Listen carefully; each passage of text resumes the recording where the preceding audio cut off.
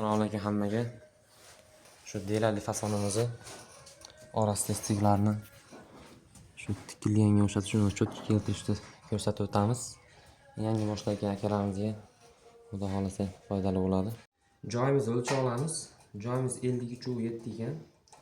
Shundan 4 sm uzunroq qilib kesamiz. 50x7. 4 sm zapas bilan kesib oldik. 2 sm ga ichiga bukilishi bilan hozir shuni kesamiz.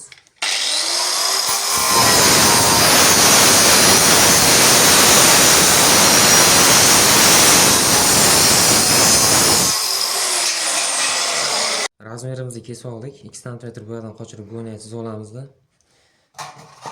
Kesish jarayonini ko'rib o'tamiz.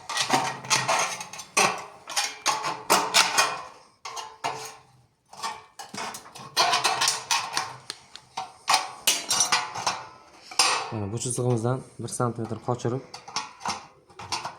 kesamiz. Buni tekizmash liniyadan kesish kerak. Endi buni chizig'imizga 90 gradus qilib kesib olamiz. Bu yerdan qishatib kesarsa bo'ladi. Shu tomondan o'tib 1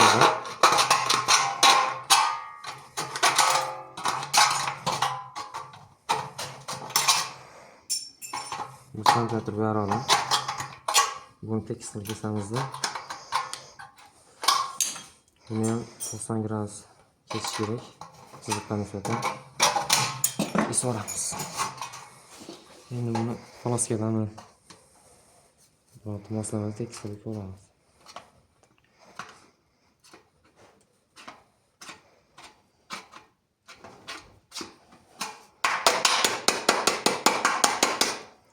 Chiziqni o'chirib olsak, qorayib ko'rinib qolmaydi.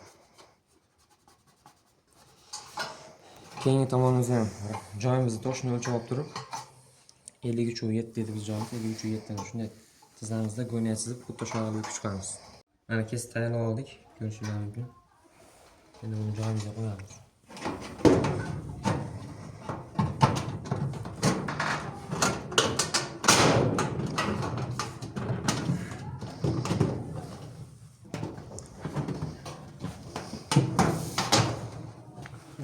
Shakilni ko'ringlar.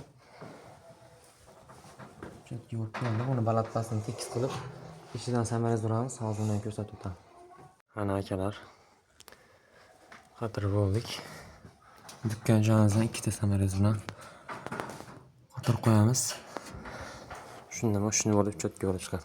Stiglarimiz yo'nalishini lazerga to'g'rilab olishni esdan chiqmasin. Bu tomondan bu yoqqa toshni rasmini olib, ikki tomondan bir xil qilib toshni rasmini olinadi-da, ashigala chiziqqa lazer tortiladi.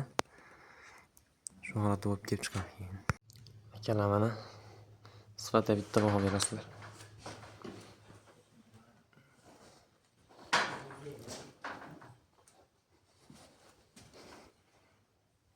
Bizni kuzatishda davom eting. Shu tungi fonga oid foydali maslahatlarni berib o'tamiz.